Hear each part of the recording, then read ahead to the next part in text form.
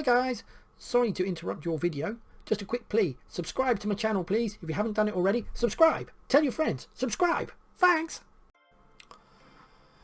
If you're involved in a collision, what will reduce the risk of neck injury? Well, that is your head restraint. Again, I've done a video about it.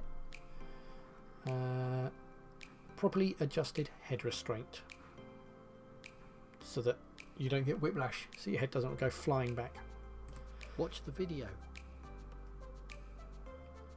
Make sure they're not positioned too low. In a crash, this could cause damage to your neck. Quite right. So you really want top of the head restraint, or eyes and ears to middle, or as near as you can get it.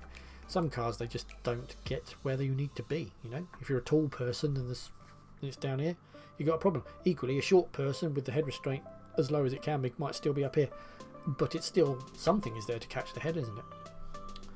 You're carrying an 11-year-old child on the front seat of your car. They're under 1.35 meters. What seatbelt or seatbelt security must be in place? Well, they must have a suitable child restraint. You're not wrong. It doesn't say it's an unexpected journey. They must be able to fasten. No, you must be able to see. No. Because they're under 1.35 meters, they must have a child restraint. As the driver, it's your responsibility to make sure that children are secure and safe in your vehicle. Make yourself familiar with the rules. When children are carried in the back seat, there are few very exceptional cases where adult seats can be used instead of correct child restraint. And it's unexpected journey, basically. Good to know. Again, I've done a video about the exhaust and the catalytic converter. What is the purpose? It converts nasty stuff into nice stuff to reduce harmful exhaust gases. Boom. Thank you. Marvellous. Just to clean up the environment. Why have red routes been introduced into major cities? Well, basically you're not allowed to stop there, so they've been helped traffic flow. If cars can't park down a road, they can't be blocked by... if cars can't park down a road, they can't block traffic that's on the road, so therefore the traffic flows so much better. Makes sense. That's why they've done it.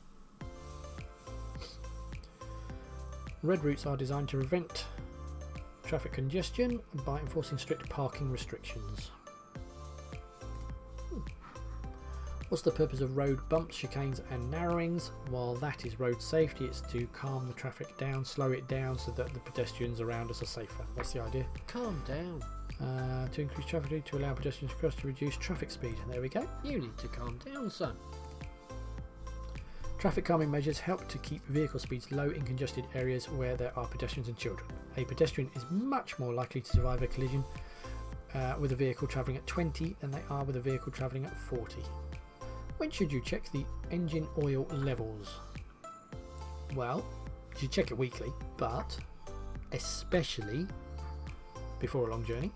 That is a good idea because you're going to be using lots of oil potentially with the higher pressures and the burning off. When it's hot, no, you don't want to do that because you could burn yourself. Early in the morning, time of day has nothing to do with it. Every time you drive the car. Nah, that's just long and no. So you should do it weekly, but especially before a long journey. An engine can use more oil during long journeys than on short trips. Insufficient oil is potentially dangerous. It can lead to excessive wear, mechanical breakdown and expensive repairs. Most cars have a dipstick to allow the oil level to be checked. If not, you should refer to the vehicle handbook. Now I've done a video about the show me tell me questions, and in there it explains how you use dipsticks, so go and watch the show me tell me questions. How will a roof rack affect your car? Right, so there will be less windows. No, there'll be more. The engine will use more oil. Yeah. Well, the car will accelerate faster. No, because it creates drag. Fuel consumption will increase. It will. By quite a lot. You're not wrong. A roof rack increases your car's wind resistance. This will cause an increase in fuel consumption, so you should remove it when it isn't being used. An aerodynamically designed roof rack or box will help reduce wind resistance to a minimum, but the rack or box should still be removed when it isn't in use. Couldn't say it better myself. Absolutely. What can be damaged if you turn the steering wheel when the car isn't moving? Okay, well that's going to be anything to do with the steering, so steering column, steering lock, all that sort of stuff, and then not the lock, but the column and all that, and the tyres, because they're touching the floor, aren't they? So let's have a look. Gearbox, engine, tyres, boom, there it is. If you have the weight of a car pushed onto a tyre and then you just turn it sideways, that one little bit of rubber at the bottom of the tyre is going to scrub into the floor, and so therefore you're going to tear the tyre a bit. You're not wrong. Ooh. Turning the steering wheel when the car isn't moving is known as dry steering. It can cause unnecessary wear to the tyres and steering mechanism. How can drivers help the environment? By accelerating harshly? No. That burns more fuel. By accelerating gently? Yes. That burns less fuel. By using leaded fuel? Nah. By driving faster? No, it's that one. Leaded fuel is just a different type of fuel. Basically, you're better off not burning fuel. Don't care what the type is. Rapid acceleration and heavy braking lead to increased fuel consumption. Wear on your vehicle. Having your vehicle serviced regularly will maintain its efficiency, produce cleaner emissions and reduce the risk of a breakdown. Absolutely. What should you do when leaving your vehicle parked and unattended? Well, we know this by now, so let's have a look. Park near a busy junction. Nah. Then you'd be in the way of the junction, so possibly not that one. Park in a housing estate. What's that about? Lock it and remove the key. Perfect. Nice. Love that. Always lock it. What's the safest thing to do if you have to leave valuables in your car? Well, I would hide them out of the way. Put them in a carrier bag. Possible. Park near a school entrance. Lock them out of sight. There you go. Park near a bus stop. Nah. If you have to leave valuables in your car, lock them out of sight. This is the best way to deter an opportunist thief.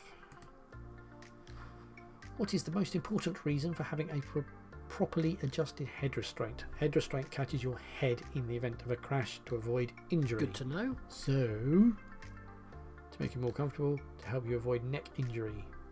Boom. Help you relax. Help you maintain your driving position.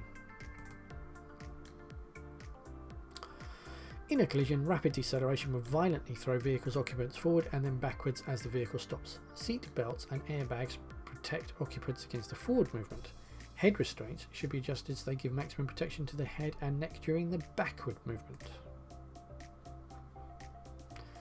You're stopped at the side of the road. What must you do if you'll be waiting there for some time? Well, you must switch off the engine. Yeah, like, save the planet, man. Save a penguin. Applies to not if you want to. Headlights from there. Switch off the engine. Think of the polar bears. Excuse me. If your vehicle is stationary and is likely to remain so for some time, you must switch off the engine unless you're stationary in traffic or diagnosing a fault. They're not wrong, you know. That's the rules. Think of others. Save the planet, man. What could you do to reduce the volume of traffic on the roads? Don't go on them. Drive in a bus lane. You're having a laugh. Use a car with a smaller engine. Walk or cycle for short journeys. There you go. Don't go on them. Travel by car all the time. That would reduce. When it says the volume of traffic, they're not talking how loud it is. That's the amount of traffic on the road. Just to clarify. Thank you. For anyone not in the know. Yeah. So, you know, you could cycle or walk or car share. Share a car. When may a passenger travel in a car without wearing a seat belt? Only when they are medically exempt and have a certificate. So, there. When they're under 14, when they're exempt for medical reasons. That's the only time. Again, watch the video on seatbelts. Watch the video. Why do MOT tests include an exhaust emission test? Right, to recover the cost of expensive garage equipment? No. To help protect the environment against pollution? Yes. That's the idea. Like, save the planet, man. No. No. To protect the environment. Obviously, it depends on what fuel you use, what car you've got, what size engine it is. Every car has different requirements that it needs to meet for the MOT. So the MOT is just checking to make sure that your car is still performing as per the the manufacturer's specs. So it's keeping it clean. It's protecting the environment. Cut down our emissions. Why do... Oh no, I've done that. What should you remove from your car before leaving it unattended? Dynamite. Right. The car dealer's details, the owner's manual, service record, the vehicle registration document. There. Vehicle registration document. I've done a video on the vehicle registration document. It's basically, if somebody else gets hold of that registration document, they can try to declare that their car, or your car, is theirs. They can just claim that you've given them the car, and because they've got the document, they could steal your car effectively.